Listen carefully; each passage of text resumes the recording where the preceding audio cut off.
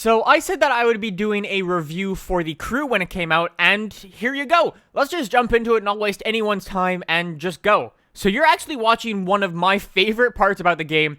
It is the crazy, crazy map. The map is just absolutely ridiculous.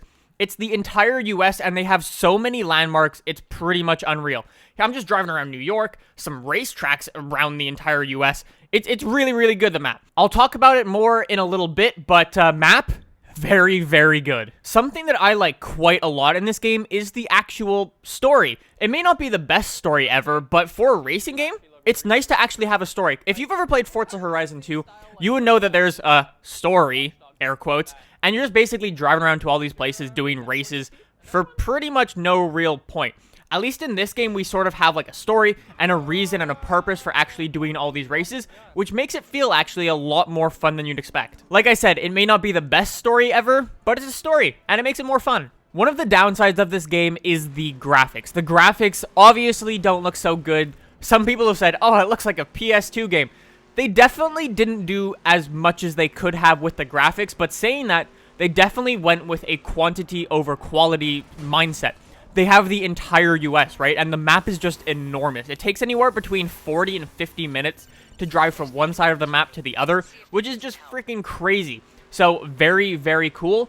But the graphics, because they went with such a big map, right? They probably weren't able, or they didn't have enough time, or anything like that. Some story. And because of that, the map doesn't look as good as it could, or the cars for that matter. They just don't look as good as they could have done. So another thing that isn't so great about this game is the car list. I put out a video a couple days ago showcasing the entire car list, and the car list is around 50 cars or so. You guys pointed out a lot of cars to me that are not in this game, which is it's kind of annoying, but they will have some DLC coming. I think there's 3 cars coming each month, and then they may toss in some other ones because people are going to be, oh, car list isn't enough. So I actually do expect them to toss in some more cars. They're increasing the specs for the cars that are already in the game. Like this Ferrari right here. It says it can only do performance, but they have said they're adding some specs to some other cars that aren't already in the game, which is pretty cool. So it's nice to see them actually updating the game and stuff like that. But overall, car list, not so great. Some other problems with the game that you just sort of have to deal with is the physics. Physics don't feel very good. Driving some of the cars just feel really weird. Also, jumping cars, when you get in the air, they just react in really, really weird ways, which is kind of annoying. But yeah, that's something you have to deal with. As well as just some cars just feel completely undrivable and unresponsive, which is kind of annoying. And there's also, like, the cops. Cops in this game are incredibly annoying. They're so overpowered, it's ridiculous. I expect Ubisoft to probably patch that because that's been one of the main complaints from a lot of people, that the cops are incredibly overpowered, as well as the shifting. I've been complaining about this since day one. I wish they could just give us the option to give us our own controls and stuff like that. And getting kicked from online. I know there's been some server problems on the PS4 side of things.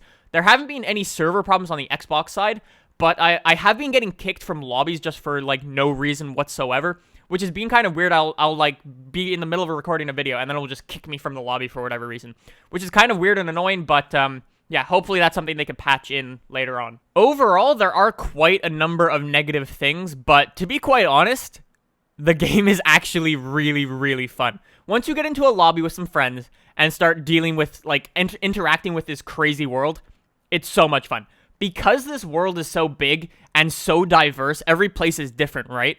There are infinite number of things to do. It's just crazy the amount of different things you can do. It's so much fun. So what would I say about this game? I say it's actually pretty damn fun. So do I recommend you get it?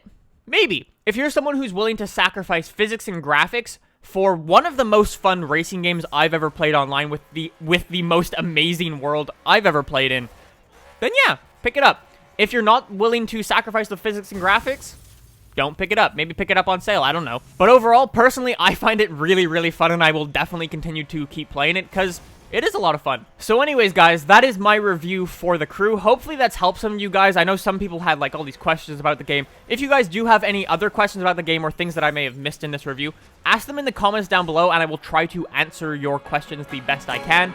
So there you go, guys. Hopefully you guys have enjoyed. If you did, subscribe, like, and stuff and things, and I will see you in the next one.